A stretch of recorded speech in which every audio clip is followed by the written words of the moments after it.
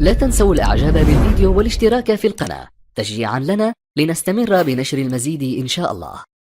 يقول لي أحد الأحبة صلى معي مرة، قال: أنا أذكر أمه هو أمي من برها بأبي أنهم كانوا قديما ينتقلون ويحيلون من مكان في الرعي إلى مكان آخر.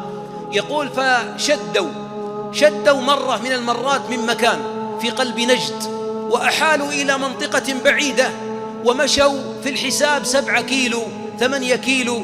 قال: فلما أن أناخوا في المكان الجديد، أمه كانت لا تتجاوز 9 سنوات، وصلوا مع غروب الشمس.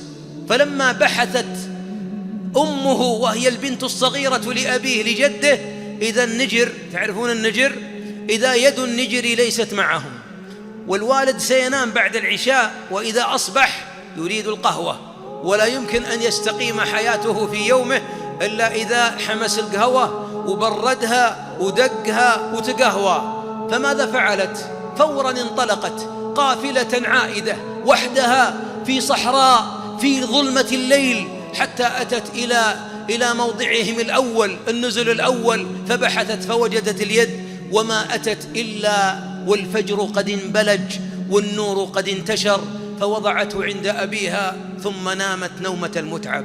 المهم لا يزعل الشايب.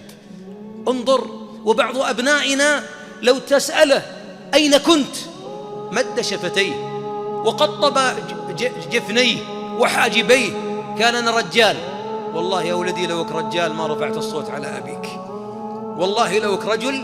والرجولة ليست بلوغ سن معين، إنما هي بلوغ درجة في البذل، حتى أن ترى وتقرأ أفكار الوالد وأفكار الوالدة وتحقق منهما الطلب قبل أن يطلباه.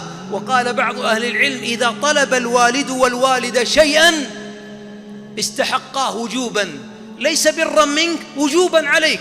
تأثم لو طلب شيء وأنت لم تنفذه. والبررة هم الذين يفعلون قبل أيها الأحبة، قبل أن يطلب منهم.